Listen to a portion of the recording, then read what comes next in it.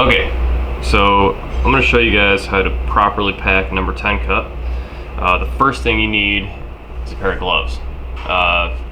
These are just fabrication gloves. They have rubber palms, and the purpose of these is that when we're pulling the steel wool apart, the individual strands of steel wool are really sharp, and you don't want to cut yourself. And it's pretty easy to cut yourself when you are using steel wool. So first thing you need is a pair of gloves.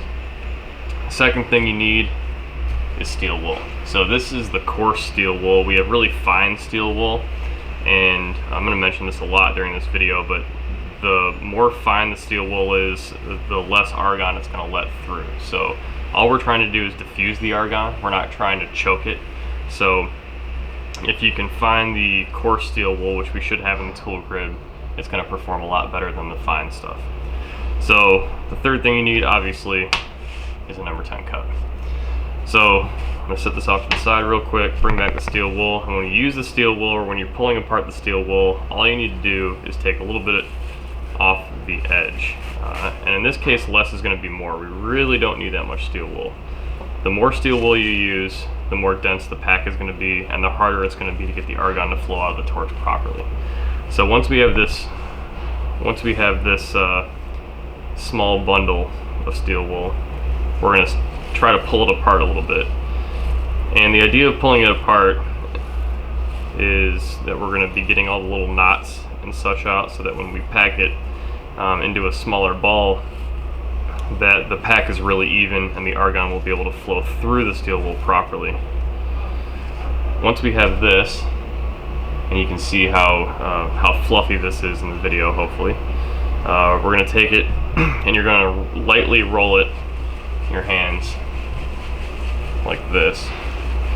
And as you roll it, you don't want to use that much pressure. We're just trying to form it into a small ball. We're not trying to compress it or flatten it out like a pancake or anything.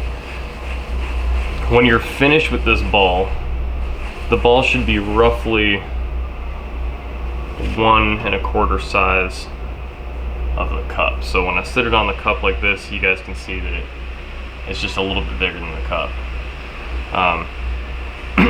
You won't be able to see this in the video, but one thing you want to do is hold this ball up to a light in the ceiling, and that'll show you if you have any dense spots. You should see a clear, even amount of light through the entire ball from the left to the right side. And if you can see that, then that means you've packed it evenly. We're going to do this one more time after we pack it into the cup itself, but for right now, just to make sure that everything is packed evenly, hold that up to the light and see if the light shines through it properly.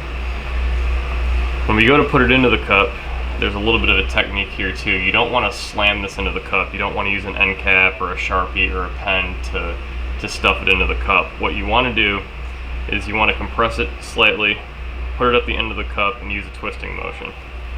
And that twisting motion will keep you from putting too much downward pressure into the center of the pack, which is going to cause those dense spots that we want to get rid of.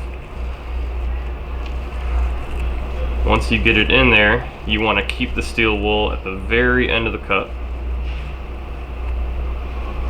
and you want to get all the whiskers to sit inside the cup as well. You don't want to have any whiskers sitting outside the cup at all.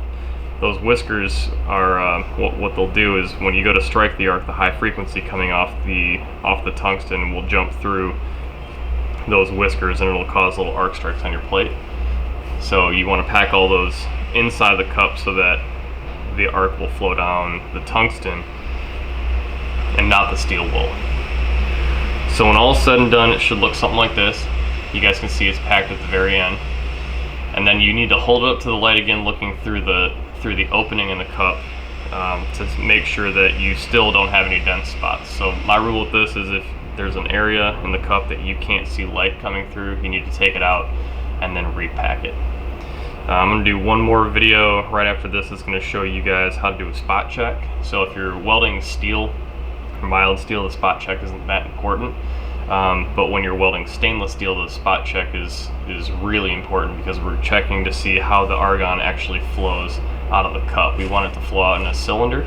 So I'm going to show you guys how to check that and how to adjust the steel wool and your tungsten and your gas flow in order to make that happen. So here you go.